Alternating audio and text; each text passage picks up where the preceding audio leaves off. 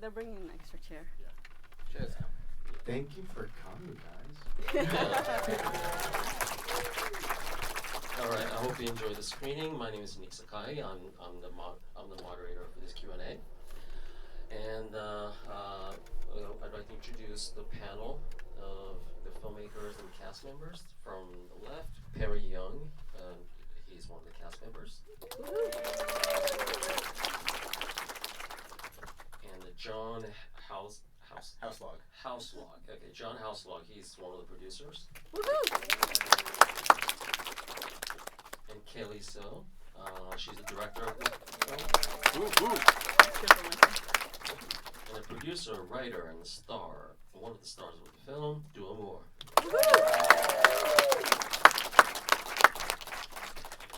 So let's start with Doua. So you've been working on this film for like how many years now? Like over 10 years at least? Yeah, roughly like now, probably like 11, 12 years. Oh wow. Yeah. Yeah, because I've been following you on the journey on Facebook. I mean, honestly, truth, like during the pandemic, like Nick has been such an amazing help with us to kind of navigate through the protocols of like the SAG protocol. So thank you so much, Nick. No, of course. Well, yeah, I'm also a national co-vice chair of National Asian Pacific American Media Committee, and usually I'm in that capacity, but because of what's going on in the world, I'm here as just a private citizen this year. But anyhow, so do you want to walk through the journey in terms of how you came up with the story and just getting funding and just get the production rolling? Yeah, I mean, the initial thing was like after Gran Torino I shot, it was more of the factor of when it's going to be the next Hmong film for me to act in. So that kind of like started the ball rolling on that, and I started writing more of a story between a father and son because my father went through kidney failure, and I was in New York City for school, went through the whole testing and stuff, and eventually my dad was like, I don't want your kidney. Yeah, so eventually it's more of a father-son story at the beginning, and eventually kind of developed through the years of a family story, the dynamic of the family, and literally a collaboration between Caylee and John and Perry and the cast to kind of make it what it is today. So, what was the casting process like? Maybe it's your questions as well as Caylee's.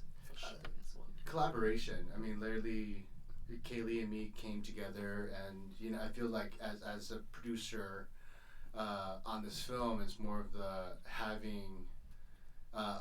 making sure to also allow the director to have a voice and decision of making what she wants, what the director wants in the film. So.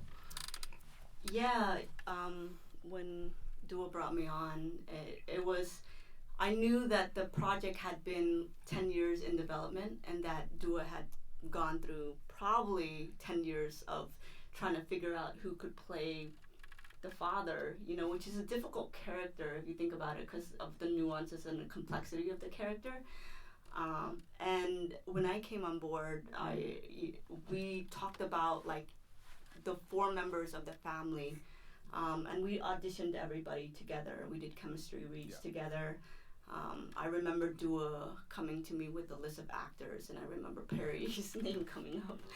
I just said, fuck, I just hired that guy. I mean, I was so obsessed with Warriors at that time that I knew that he would understand just the dynamic of what it means to be a father of that generation. And it's a different layer for this particular film, but I knew that he could do that part.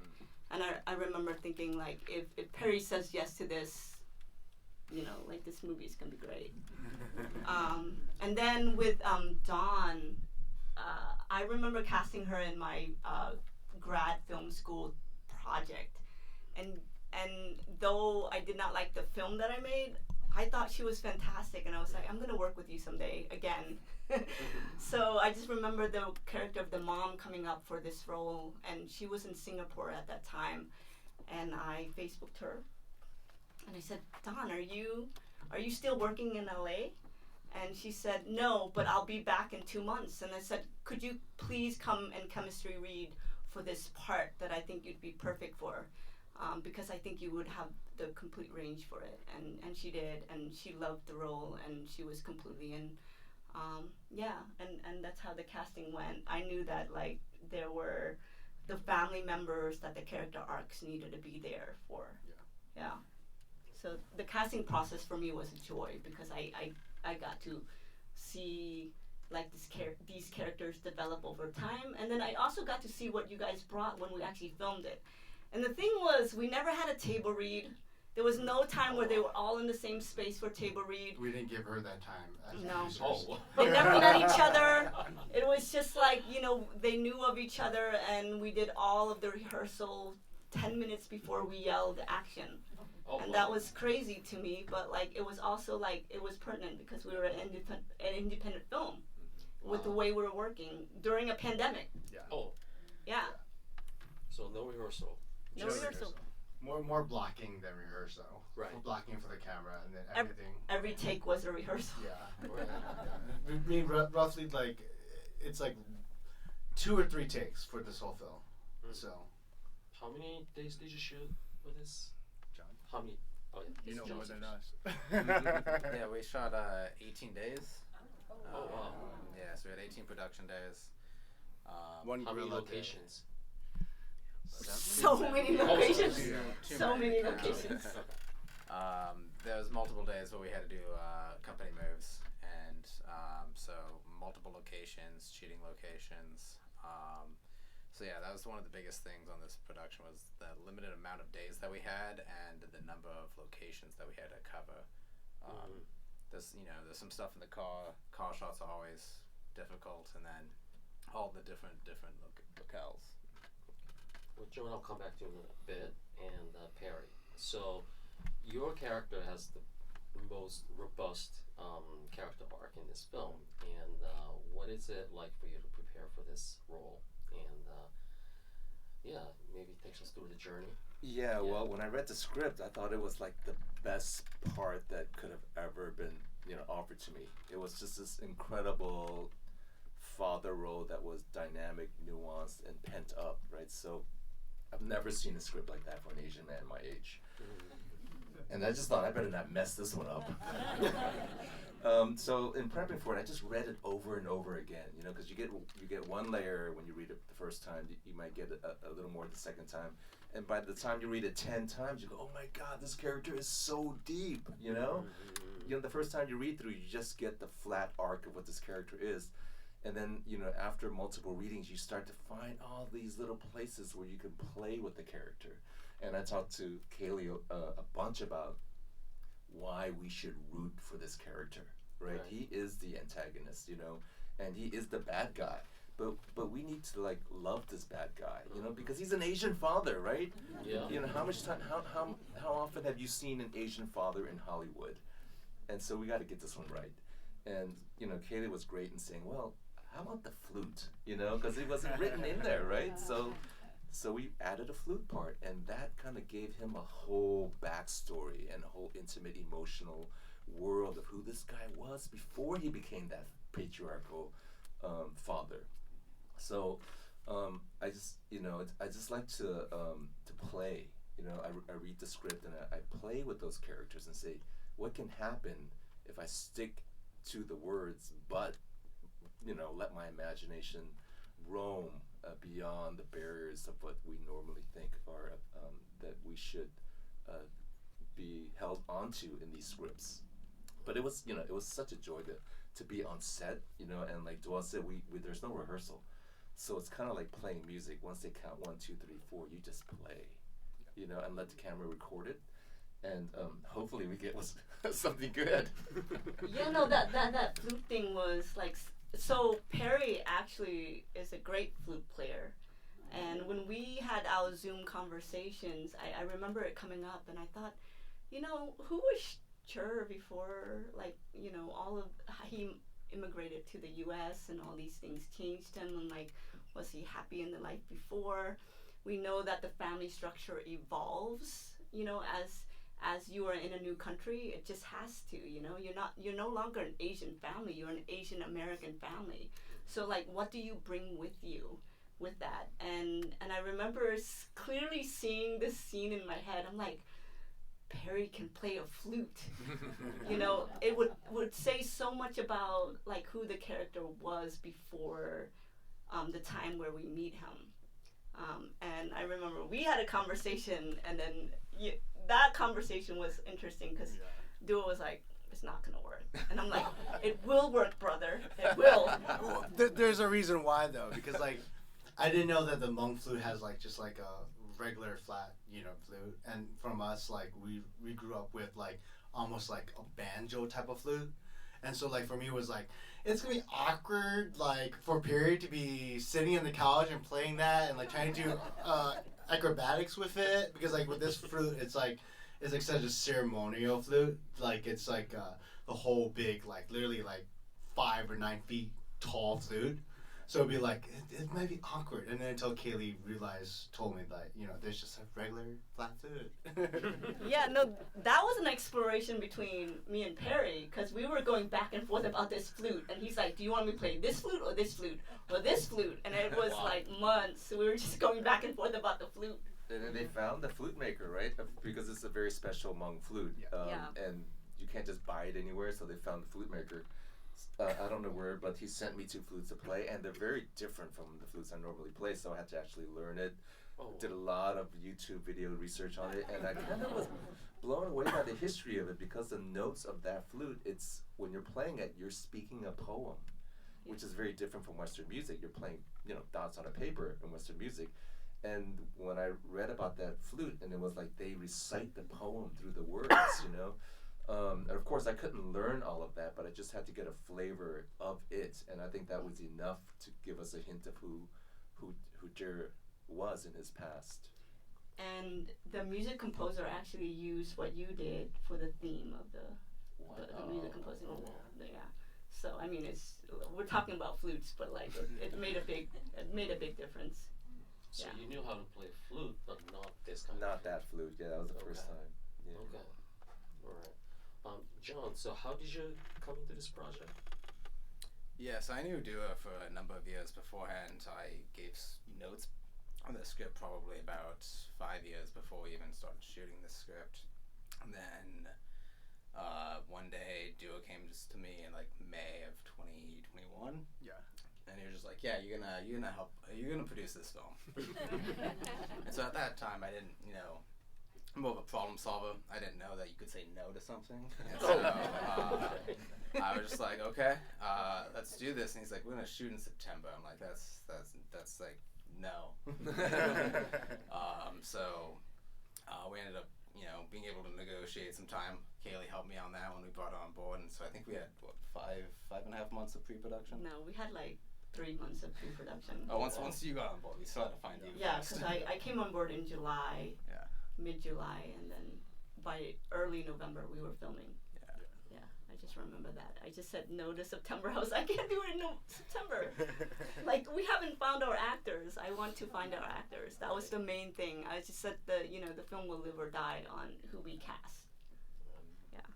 So Perry, you came in at the casting stage, right? Even though you guys know each other for years. I actually never met anyone until Doua sent me a message on Facebook. DM that thing, guys. Yeah. Sliding into DMs, it works. I do that with Caylee too. So. So that's just to let you all aspiring actors know, like, you don't just have to depend on your managers or agents to get work. You know, just put yourself out there and people will like find you, right? So Doua found me and he goes, "Hey, brother, what are you doing in September?" And I went, "I'm free right now." So he goes, "Can I send you a script?" And I said, "Sure." So right when I opened that script, it was glowing. It was all gold. I was like, this is a great script. It's authentic. It just shouted out like, I want to be made, right? That's what the script was saying. I want to be made. And everything about all the characters and the family, it just was intertwined so well. And I've never seen an Asian American family drama told like this. So I wanted to be a part of it. And So I said yes right away. Yeah. We have a couple questions we could take from the audience. Anybody has a question here? Sir. Hi, first off, welcome to New York. Thank you for bringing your movie here. John, Caylee, and Doua, you guys come from culturally very different backgrounds. When there were discrepancies or conflicts regarding creativity, how did you guys resolve that? John is actually now a Dr. Hmong, so we relate to him. No, I mean, the thing is, like, we have such a great Hmong community in Long Beach and also in New York City. So the thing is, it's all about relaying back this message and collectively coming to the agreement of understanding that this is exactly what the Hmong house is looking like, or the authenticity of the culture is. But also being Hmong myself, like, I kind of put into like my 2 cents of like, this is what works and this doesn't work. So for me, culturally, I relied on Doua, and I relied on the dialect coach, and I relied on a lot of the Hmong in the films. Like, aside from the story and the plot aspect, if it was cultural, then I would be like, would this be right? I remember having like Zoom interviews with the actors that was cast as the Hmong roles. And one of my main questions was always just like, hey, you know, is this still relevant? That the fact that you got, you know, the arranged marriages, or there's pressure to keep the culture intact. Does this feel like something that is still happening today? And I remember every single one of them saying yes, absolutely. Because, like, to me, as the Cambodian American culture, like, we kind of like drifted away from that, you know, that pressure. Like, that pressure was in the 90s, and then like in the mid 2000s, you know, I think all the parents were like, we give up, you know, So it's just so for me, it was important to be like, is this thread or is this storyline still relevant? And then I just relied on them for the cultural aspects of it. Yeah. I think you raised your hand, right? Oh, yeah. Oh, yeah. I come from BNP Paribas. I'm very happy to have the opportunity to see the movie today. I just asked a small question. I noticed a detail that a father has on dialysis and to cook the fish, right? And I'm very surprised that when he after he cooked the fish and the people taste it, it's very salty. I would expect he will not put any salt on it because the doctor will not allow the people on dialysis to, you know, cook very salt. So how you come up with this kind of the detail, or is it just simply, you know, is the author? I guess that's the Doua and Perry question. Yeah, I mean that's like a snippet of like my parents' life where it's like they want that extra salt. So my parents will always add the extra salt. You shouldn't do it, but you do it, you know. Because the thing, it's like, no matter what, you know, like when you go through so much, like even like for cancer patients or like any type of like illness, like you go through this period of like you miss the taste, right? And the only taste you can get and feel is sweetness or saltiness. So like for my dad personally, he would like add more salt, and eventually he got to a point where he's like, my mom is adding too much salt, you know. So like it's that was, you know, and also kind of it brings the whole story of, you know, Perry's character where he's like glued to the seat of watching YouTube videos, and you know he's watching a lot of videos where it's like that's influencing his new life. That's his slice of like, I want to be part of society where I could watch Salt Bae salting like steaks and, you know, so forth, you know, so. And also, it shares stubbornness and refusal to actually abide to the medical treatment from the Western, you know, doctors saying he doesn't listen to us, doesn't take his medicine, and he loves salt, you know, like earlier at the table, like he doesn't, you know. We could all relate to loving salt. Yeah. Right. One more. Amy? Hi, first of all, congratulations on this beautiful film to everyone who is involved. I wanted to ask, I know you mentioned that it was a pretty short production period of only 18 days for a feature is an amazing feat. and there wasn't a lot of time for rehearsal, but were there any behind-the-scenes stories that you could share about like how you were able to develop the relationships between the characters? I think for me, it's as an actor, you always come prepared, and the thing it's like you read the energy of the room, right? And the thing is like you bounce back those moments on screen. So like literally when it's like when Kay says cut, I'm like all joy, like hey, let's do it, yeah, you know. But like when it says action, it's like you're dive into it because you're overly prepared for those moments, to capture those moments. That's for me at least. Perry. Oh, no, sorry. No, you can go.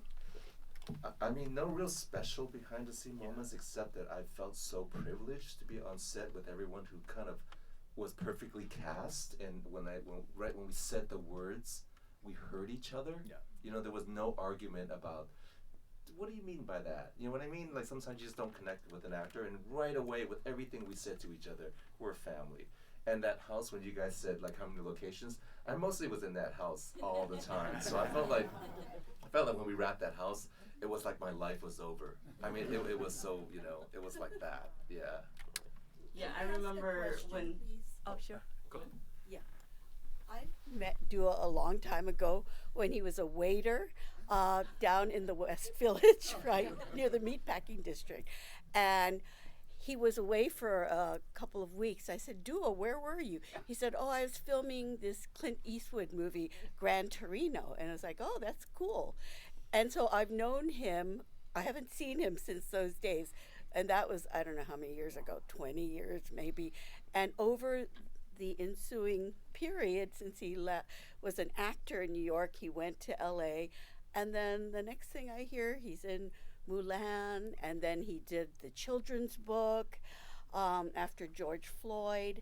And then he came up with The Harvest. And I guess my question is, what's the next big thing for Doua Moua? Because it's breathtaking, you know, the span of your career to date, and you're still a young guy.